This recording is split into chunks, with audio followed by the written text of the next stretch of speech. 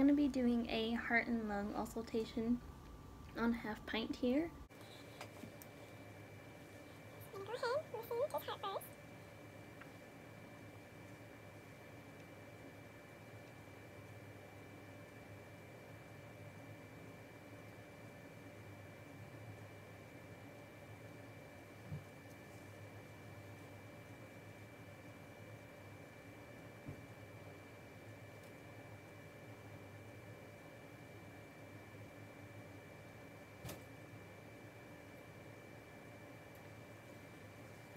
So I just finished listening to his heart and I got about 140 for his heart rate, which is good. They sound strong. He's really relaxed right now. Usually with cats it's normal for them to have really fast heart rate. Also their bodies are smaller, so the blood flows a lot quicker through the body. When it comes to listening to the heart, you want to listen to the heartbeat, not only the amount, but also the way it sounds. Sometimes there can be a swish in it, and that could mean that the patient has a heart murmur. Also, when it comes to listening to the lungs, which I'm going to do next, they have 9 lobes of the lungs, and so when it comes to listening to them, you want to hear for any wheezing, crackling noises. Sometimes if they have fluid in the lungs, you'll be able to tell the difference between a normal breath and one that is crackling or not. So I'm going to go ahead and listen to both sides.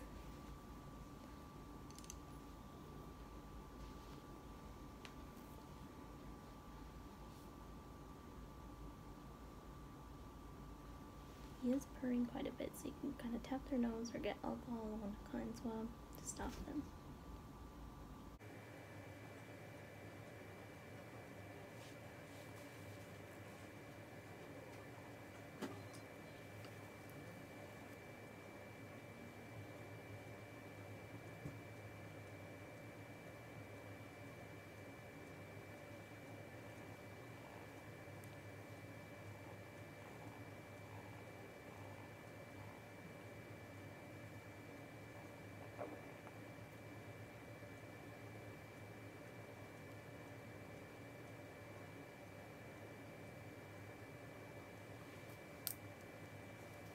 After listening to his lungs sound great. Of course, he is purring a lot, so it's hard to hear clearly, but I didn't hear anything else besides the purring. He's taking nice deep breaths. So for his respiratory rate, I got around 32, which is still pretty good. He's taking nice deep breaths, everything sounds good, so he's good to go. So I'm going to go ahead and do an ECG on him. So of course, what we'll have to do is put him in lateral recumbency on his right. Alright, so with the colors, the highlights will have the red and green, and the spotlights will have the black and white, and we also have one for midline, which is brown as well. So, for the right axillary, we're going to go ahead and put the white, and then the left axillary, we'll go ahead and put the black one, and then the right inguinal area, we will put the green, left inguinal, we'll put the red, and of course mid on chest will be the brown. Now we can go ahead and put some alcohol on each lead. Is it cold? I'm so sorry, Oslo. I'm so sorry. Make sure they're all wet. Oh, it's okay, it's okay. When it comes to an ECG, you want to make sure that they stay still. They're not, anxious, nervous, or anything like that, because then it could throw off the pattern of the ECG. So we'll let it try to get a pattern here. And as you can see, of course, it gives us the heart rate here, so he's pretty calm, relaxed. He has a slow heart rate. And here you'll see the P wave and the QRS and T. So what you want to look for in the pattern is any arrhythmias or if there's anything wrong with the heart itself, it'll show up within the pattern of the ECG. So he has a steady rate right now, and also he's not missing any beats or anything like that, so his heart seems pretty strong. And that's an ECG. We had an aggressive dog in the clinic and we could not touch them at all. Of course, we wanted to try to get a hold of them so we could control them. That's when our rabies pole would come in handy. So of course you have to put this over their head, and you want to keep your your distance from them so they don't bite you. So just kind of put it over, and then you can tighten by pulling. And then at that point, you can kind of maneuver them around the clinic if need be. And then to release it, you just loosen it and put it back up. And then as long as you keep your distance from the animal, then you won't get bit and you're in control of them. I'm going to demonstrate how to clean a dirty cage. So of course, before you clean a cage, you're going to need your disinfectant. So here we have rescue spray, which is diluted. And we're going to spray all sides, even the top, bottom, and usually with rescue, you can leave it for 5 minutes, so that way it completely disinfects. Alright, so it's been 5 minutes now, so I'm going to go ahead and clean the dirty cage. So when it comes to cleaning a dirty cage, you want to make sure to start from the top, and then you're going to work on the sides, and then the last one's going to be the bottom. Because if anything is on top of the cage or the sides, it'll fall to the bottom, so that way you get all the stuff out on the bottom side of the cage. So first we'll start from the top. Go all the way back, right way to the front. And now we're going to go inside. Top to bottom. Like that. And the last one's going to be all the way to the front. Go ahead and touch it. And go ahead and put some more in this picture to put on the bottom of the page.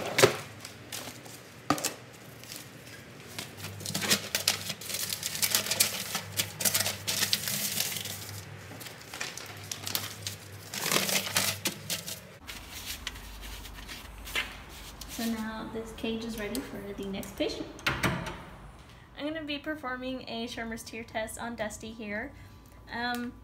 So for a Schirmer's tear test, when it comes to the strips, of course they're labeled left and right, but before you take them out of the packaging, you want to go ahead and bend them, so like so. So that way, if you were to bend them with your hands, the oil can affect the test, and so that way when you put it in the eye, it's already bent for you and it's not right against their face as well. So we're going to go ahead and start. You're going to leave them in for a minute.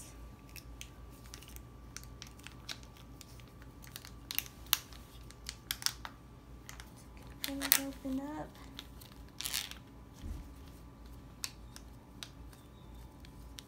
Okay. So we have our left one. Come here, you. I'm sorry. Just gonna put it right in. Open. Open. Thank you. I'm gonna close the eye. You're gonna want to do a minute long.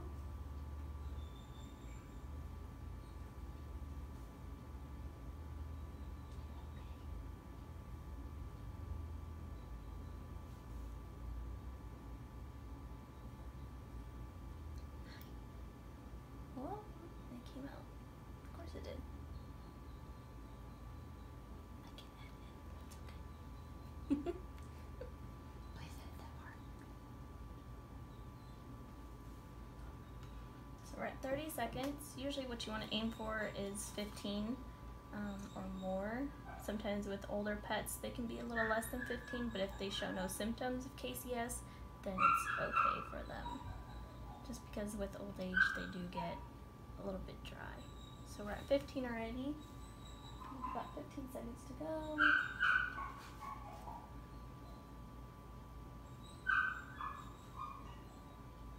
Perfect. So here's our result for the left eye. Good jobs. We're going to do it one more time on the right.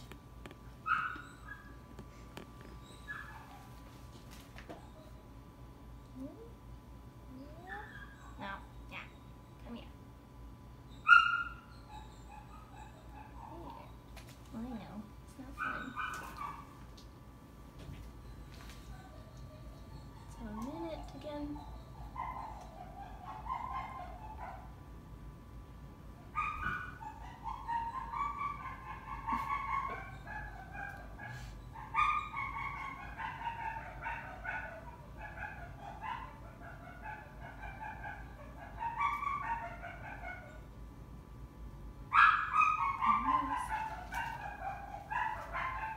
30 seconds.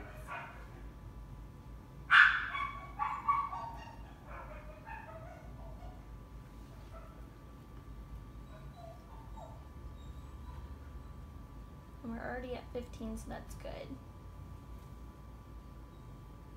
15 more seconds.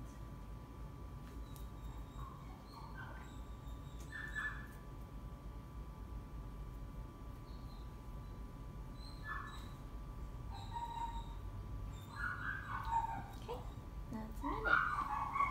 So here's our results for our right eye. So with the results of both of these, I'd say Dusty is perfectly fine. No dry eye going on. I'm going to be doing a fluorescein stain on Dusty's eyes today. So usually what you want to do is you want to grab your saline so that we can flush after the stain is put into the eye. You also want to get your black light ready so that way after you stain it, you can turn the lights off and look at the cornea, see if the stain is uptaken on any, you know, if there's a scratch or anything on the cornea, it'll absorb the stain and you can see it under the black light. So here we're gonna give some, just two drop there. Good job. Grab some gauze.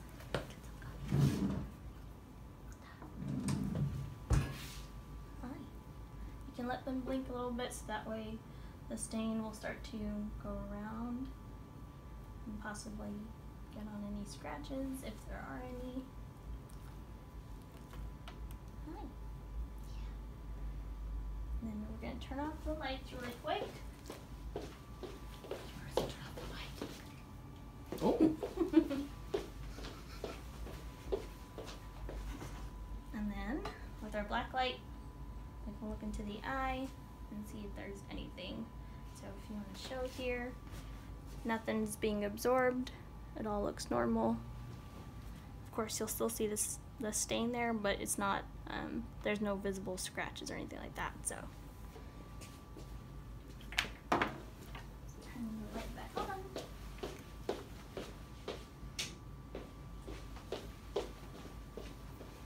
And now we can go ahead and flush out all the remaining stain.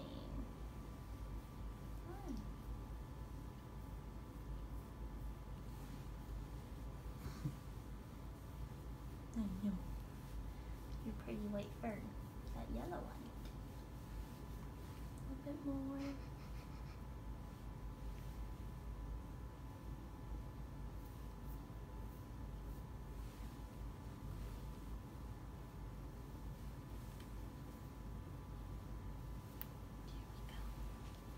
And that's how you do a stain.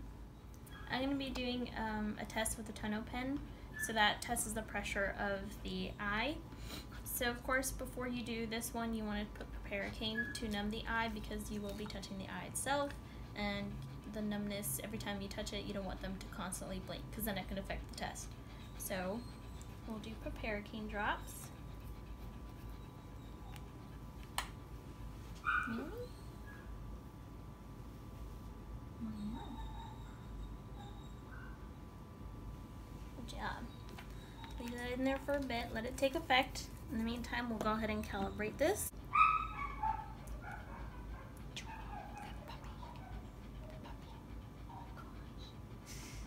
So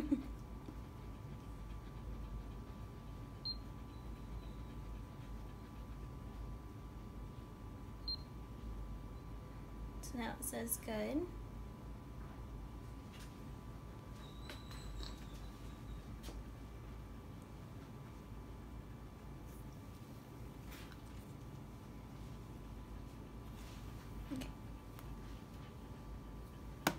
So now that we've calibrated it, we'll go ahead and put the cover on.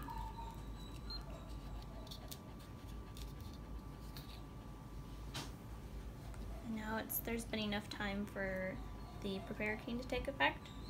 So when you're doing the test, you want to hold it like a pen and just go straight onto the eye, because if you go at an angle, that could throw it off. So we'll just go straight ahead and turn it on first. Now it's ready.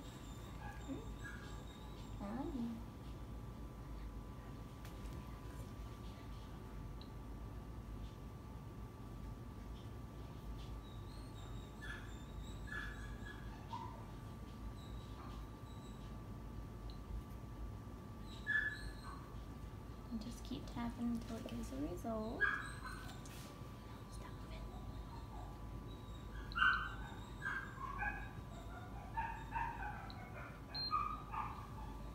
So this one, it says 10. There's a single line, so it says it was an accurate result. And now we're gonna go ahead and do the other eye. Okay, I'm so sorry, Dusty.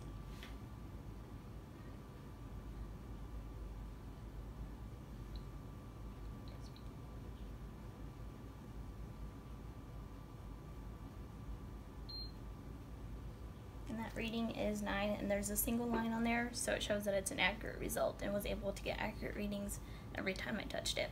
Once you have results, you'll let the doctor know and the results, and then the doctor will do the rest of the exam and see if the patient will need anything. I'm about to do some anal glands on Sophie here. So she's been butt scooting lately, which is a common sign of their anal glands needing to be done, expressed. Usually they can express normally, but other times it will get stuck and it will get enlarged. Sometimes you can see it on their rear. You can see it from the outside when they're bigger. So since she's scooting, we're going to go ahead and express them. So of course you want your lube and gloves. You just need to put one finger in, just the tip of your finger, and you go to the left around the 7 o'clock. And usually they're pea size and you can squeeze very little and it should easily come out. Sometimes they are thicker and harder to express. Darn it. I know. It's already. I know, it's okay. I know. And then we can go to the 5 o'clock, feel it. Express it. Just kind of do like a massage and it'll should easily come out.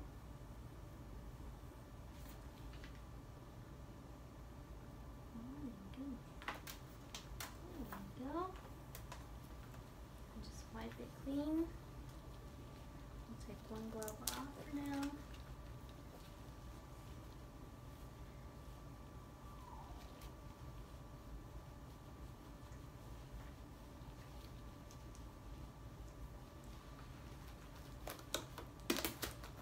And we'll spray them. I'm so sorry. That's how you do anal glands. Okay. I'm going to be pretending to do an enema today. Luke doesn't need one right now, but I'm going to go ahead and go through the procedure as if he did need it. So of course you'll need your warm water, and you can do a solution with warm water and dish soap, or you can use just regular lube. So I'm going to go ahead and put some lube in this warm water here.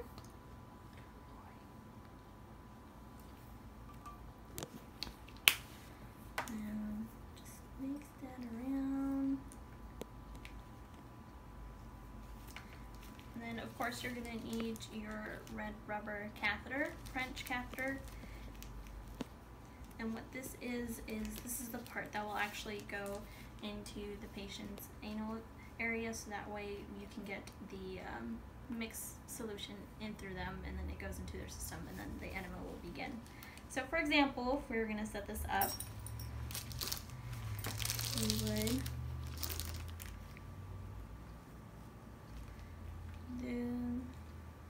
would attach the syringe on one end, and then we would fill it up. Okay, so we're gonna lock it onto a syringe, but I'm gonna go ahead and pre-fill my syringe itself with the solution. And then I'm gonna submit this red rubber catheter. Try to get some in the catheter itself as well. So pull some more up.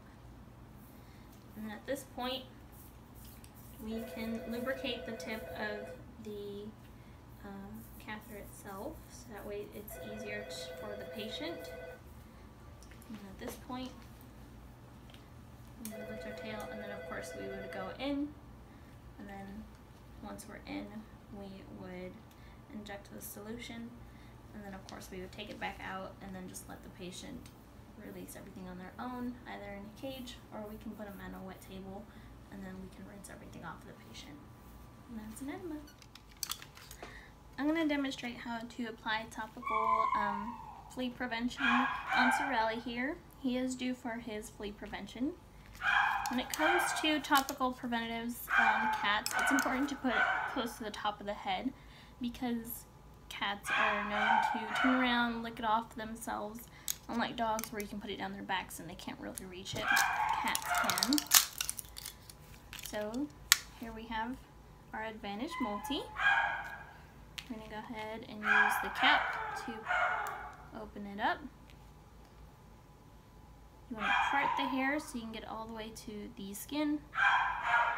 So here I have on the top of the head to where you can't get to it. Just place it on.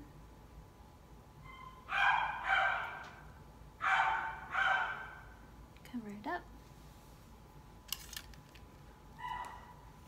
And he's got his preventative. I'm going to demonstrate how to clean ears on a patient, especially if they were infected. In this situation, Oslo doesn't have infected ears, but I'm going to still demonstrate how you would give medication as well. So first, you'll start off with a general ear cleaner. It usually has a drying agent within it. You want to shake it up, and you can put some in each ear. Oh, I know. And just kind of massage the base of the ear to get it moving around inside the ear canal. And also it'll break up all the debris that would be in there. And then you can get some cotton. With smaller ear canals, it's hard to get deep inside. Of course, bigger the dog, bigger the ear, so you can get more out. So there's some debris there. I'm so sorry. And sometimes you can even use a cotton swab and you can wet it a little bit so that way it's not as rough going in. Come here. And you can just go into the ear canal. So when it comes to the dog's ear, it's in the shape of an L. So you can never really hit their eardrum because it's right here. So what you're doing is just going alongside the head with the cotton swab. Massage it. I know. There you go. So you'll still get some debris out. And then once you're done, you go thoroughly clean the ear, both the ears as well. Then this would be some medication to put inside the ears. So mix it up because sometimes it can settle at the bottom. And then put some drops inside the ear for medication. Again, massage the base of the ear. And normally with any other ear cleaner you could wipe it out, but this one you want to leave it in so that way the medication can help heal the ear. And then of course you would move on to the other one, and then that's how you clean and medicate a dog's ear. This is Sorelli. We're gonna go ahead and clean his ears. He just had a bath, so he's still pretty damp. But with every bath, we're gonna clean ears and also pretend to medicate them. So, of course, you wanna start off with your ear flush. And usually they have a drying agent in them, so that way there's no chance of getting, yeast infections or anything like that. Especially after a bath, sometimes the water can stay stuck in there and create an infection. So, you can also grab some ear swabs and some cotton as well. So, first,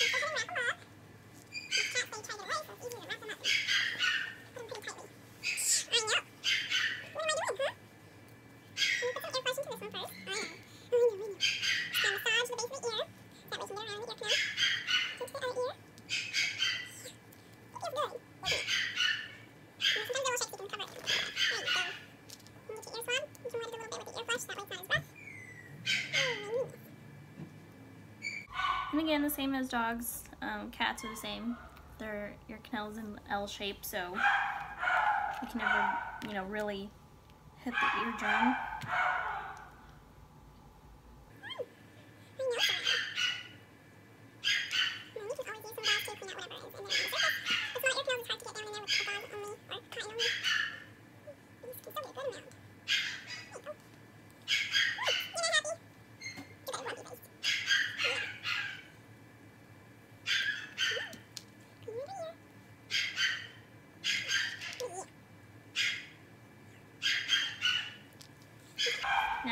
after you're done cleaning the ears, if you were to medicate it. So usually keto can be used as an ear medication too. You just want to squeeze some in there, drops. Massage the base of the ear pretty well. Get that all around. Yeah, there you go. And then do that to the other ear. Massage that as well.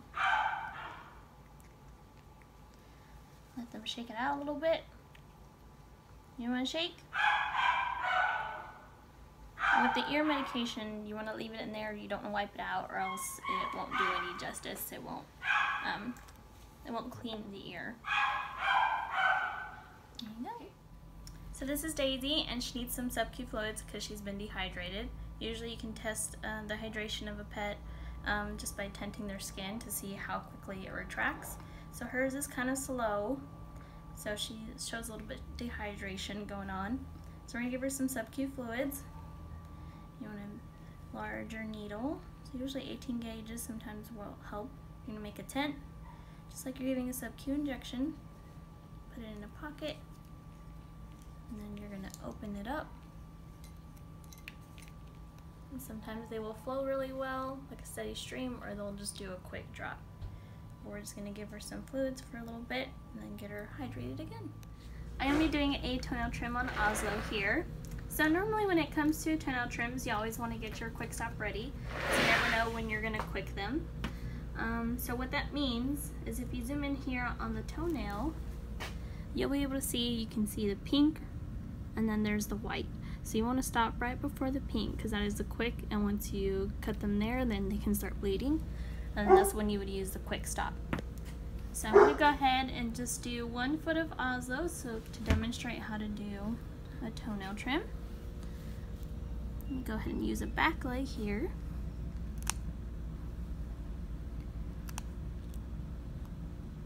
You're so good, Oscar. Good. Good boys.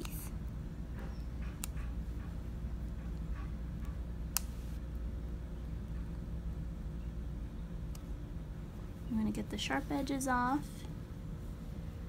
and also with the front ones.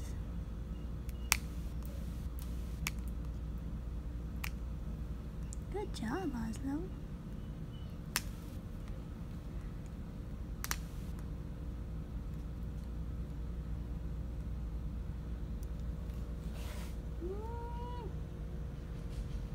Oh boy.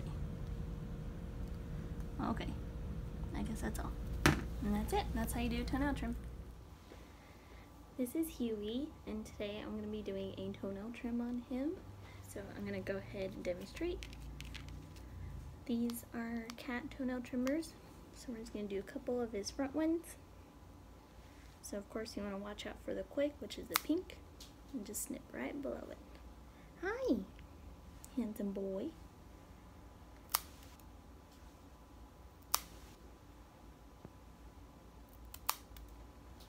Hi. You're okay. Such a good boy. So now we have one paw done, and that's how you demonstrate the toenail trim. And then, of course, you do it to all other paws.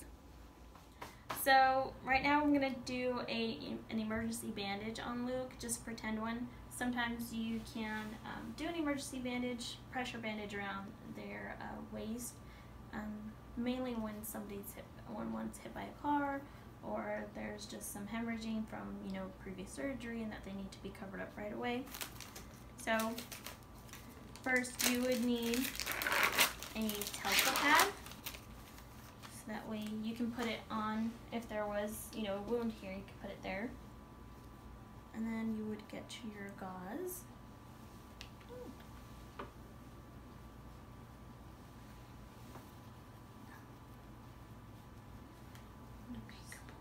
And you want to apply some pressure so that way it stops any hemorrhaging going on. So you want to do half on, half off, and then you can go back down.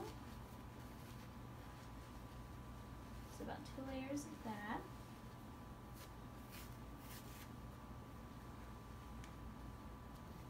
one. And then you can go to a knitted one as well. And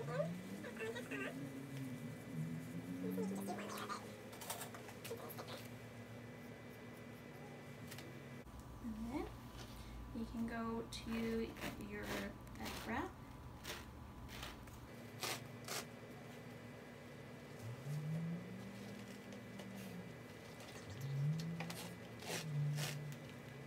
Again, make sure you pressure throughout the whole thing. That way any hemorrhaging going on is controlled by all the players.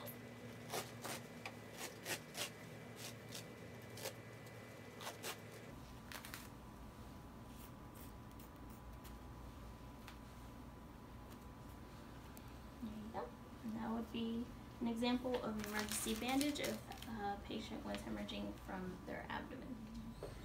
I'm going to be doing a splint, also a modified Robert Jones bandage.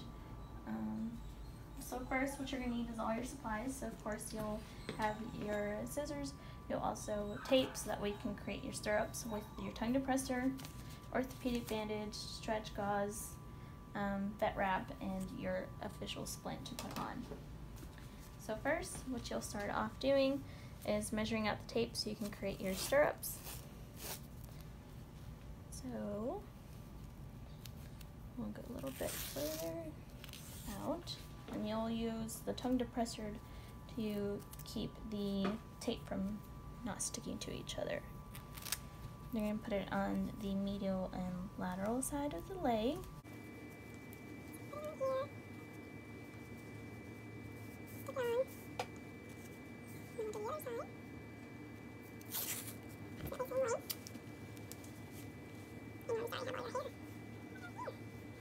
And usually when you do these is after, possibly TPLO. So usually the legs are shaved, so you don't have to worry about all the hair on there. But this is just for example. So now we have our stirrups on here.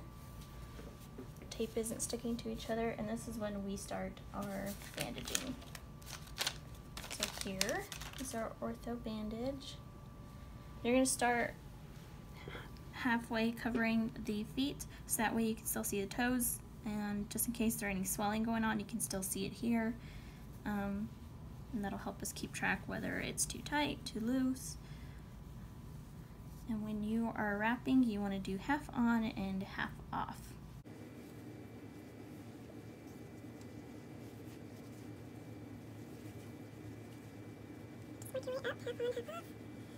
You don't want to do it too tight, but you want it tight enough to where it doesn't come off easily. I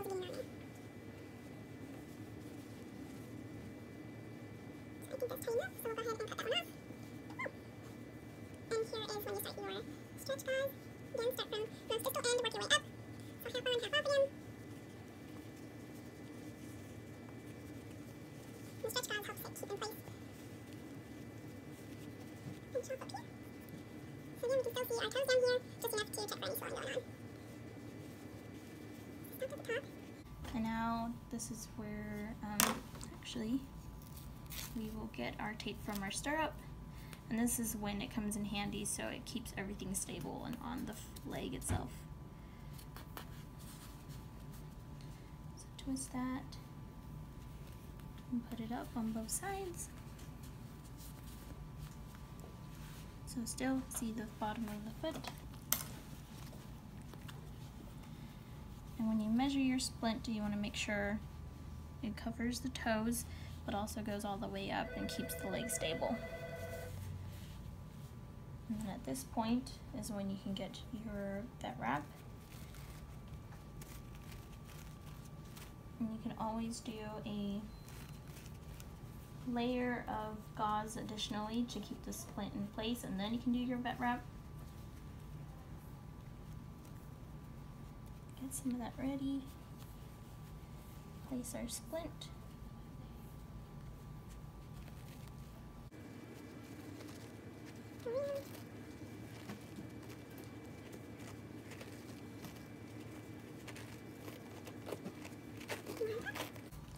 And here we'll cut our vet wrap off. You fold this so that way you know where it's at. So here is your splinted leg. You can still see toes at the bottom. If there was swelling going on, it would be noticeable.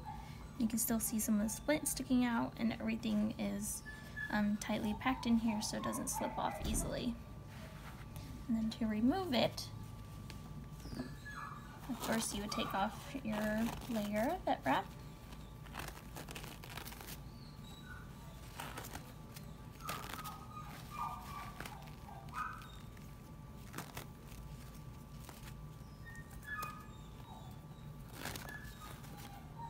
Remove the splint, and then you would cut all the layers off. Just make your way down. Sometimes the thickness of it will get in the way, but just keep going.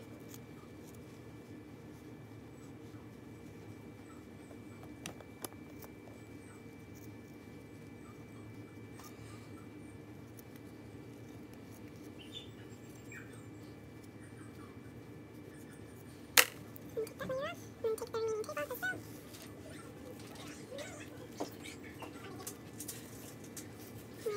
Give pretend oral medication to Oslo here. So I have a little dried piece of kibble, and I have some water to follow through. Once you give them any pills orally, you want to follow up with water so that way it goes down smoothly and it doesn't stay stuck. So you can put your fingers here. I know, Oslo. And open up their mouth. Push back there. Hold it, swallow. And then you can put some water. Oh, I know. And help them swallow. Yeah, good job. Here you go. I'm going to demonstrate how to peel a cat if needed be. Hi, Sorelli. So here I'm just going to pretend with some really small cat kibble. Sometimes with peeling cats that can be a little bit more difficult. So you can always use a pill popper, and you can just put the pill at the end. Or if you were to do it by hand, you'd manually open their mouth, put it down their throat, kind of make them swallow it, and then follow up with water. So I'm going to demonstrate that next. So he has a pretty small mouth, just a little smush face. Go in, swallow, swallow, follow it with water, makes them want to swallow more. Good job! You did it! We're going to be taking dental x-rays here, so of course we need our plate, and we put some vet wrap around it to keep it stable. And then here on the computer we have it labeled on which quadrant we are, so of course we're on the right upper and the right lower we'll do first. So the first one is going to be the incisors. We'll put our plate where it needs to be for the incisors. We get them all.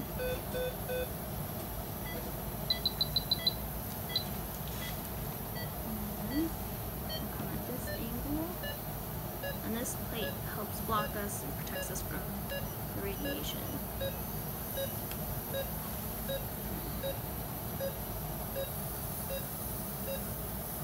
Here you'll see the image come up, so there's all the incisors right there.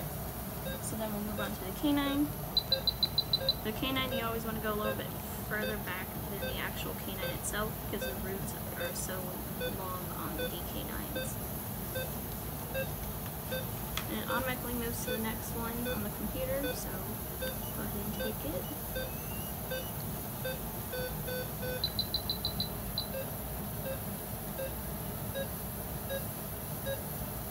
There's the root of the canine right there, and then we got a few premolars in there. So we'll take one more of the premolars, get the rest, and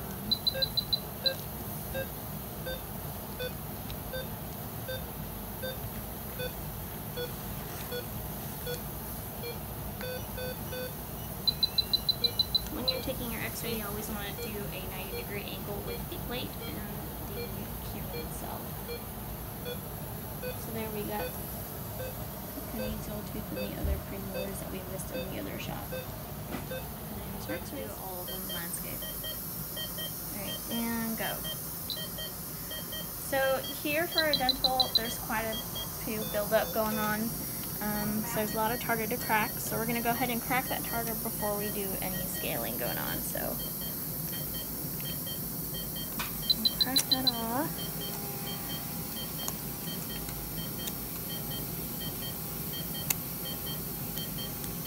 And I have his head leaning over a towel, so that way anything that comes off, it'll just fall to the bottom, and it won't, there's no chance of it going, you know, down to the back of his throat or anything like that. So just crack off those big chunks, and then with the rest we can go ahead and do some hand scaling, or we can use the hand scaler from the ultrasonic one.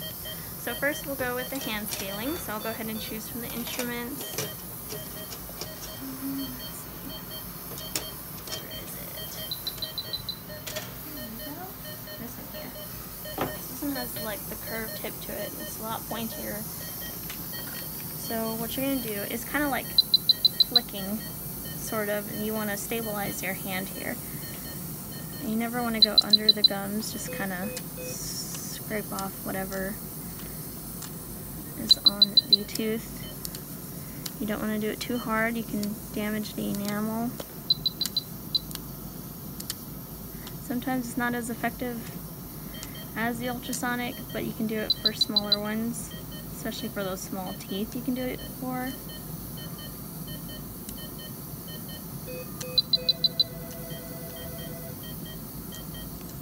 So just small sections at a time, you can use that. So here, there's a little bit right there. I'll go ahead and you can use it on that.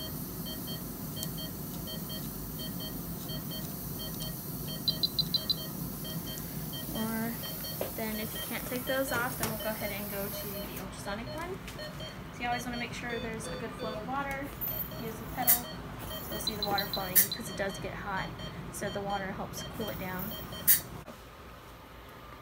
So when it comes to ultrasonic scaling, you definitely never want to go 90 degree. You always want to rub it on the edge, kind of like you're painting, coloring. Keep your hand stable. So it'll take off chunk by chunk of whatever you didn't back off. So just a couple seconds on each tooth. If you do it for too long, you can damage the tooth itself with the enamel. So kind of make the tooth cleared up a bit.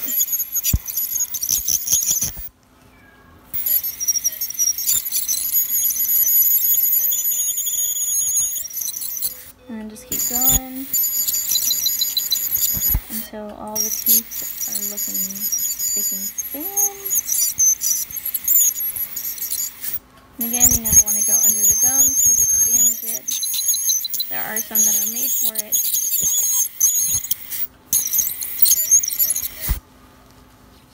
And you can always go back and forth between the hand scale or the ultrasonic, whatever works best for this situation.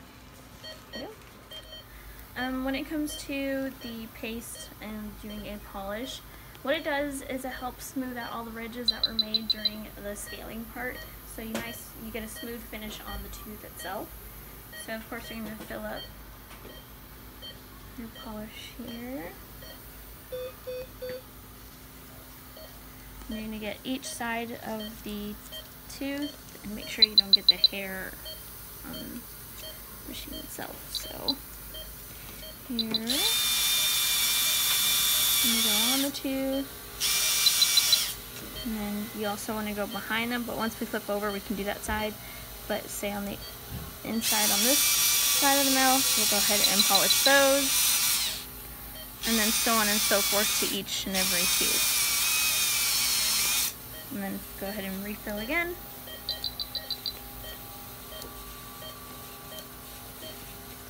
Continue.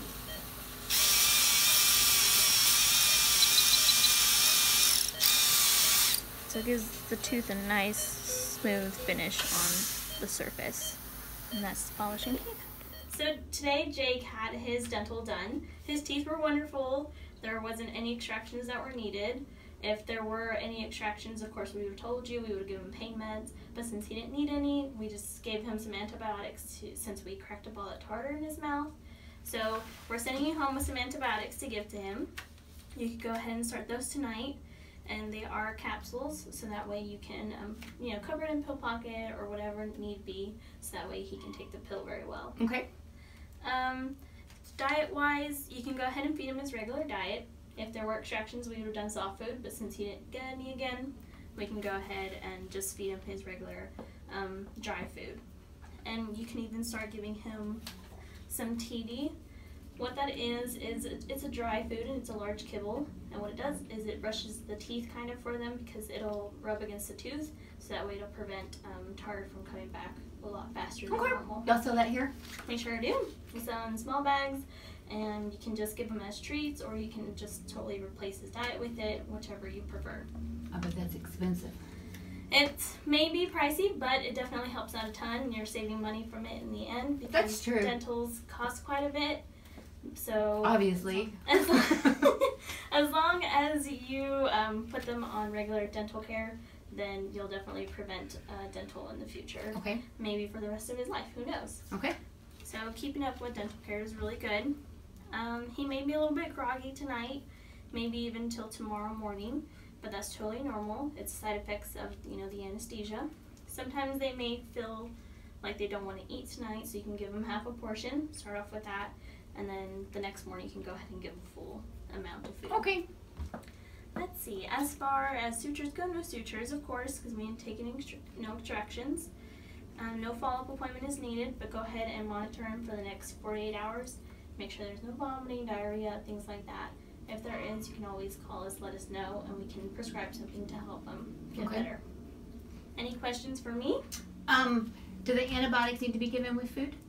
Preferably give him with food, just because, especially tonight, since he was fasted and he hasn't eaten yet. Okay. Go ahead and give it with food because he could get an upset stomach from it. I don't want that. Nope, we do not want that. Other stuff that you can do at home to help with keep his teeth clean. You can start using some toothpaste and a toothbrush. It's not the easiest thing, so you can start off with just putting some toothpaste on your finger, just putting it in his mouth, getting him used to it. There you go. So as long as you keep up with that, that'll make a big difference.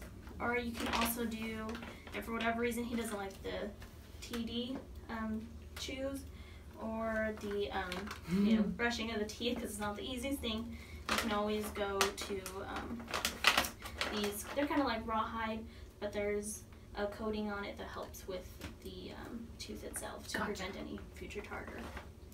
And that's whatever you want to start using. Definitely recommend any of these. Can I do all of them? You can definitely do all of them. Whatever. If I did all of them, though, would that keep him from having to come back here and get his teeth cleaned? Maybe. It really depends. It's really genetic when it comes to dogs. Sometimes they're just really prone to it. Sometimes they're just perfectly fine. They don't need dentals. Okay. So once you start all this regimen, then we'll see how he does from there. Do you have any other questions for me today? Let's see. No. Do you need to see him back for a recheck or anything? No, we do not need to see him unless you notice any lethargy going on, or like I said, vomiting, diarrhea. Sometimes they may cough a little bit because of irritation from the tracheal tube. So that's pretty normal for the next 24 hours. But of course, if it goes on for a week or so, then definitely let us know. Is that why it says cough for more than 3 days? That's what you're talking about? Yes. Okay. Okay. And I can call you if I have any questions? Yeah, you can definitely call us. Don't hesitate. All right. I'll do that. Thank you. Thank you.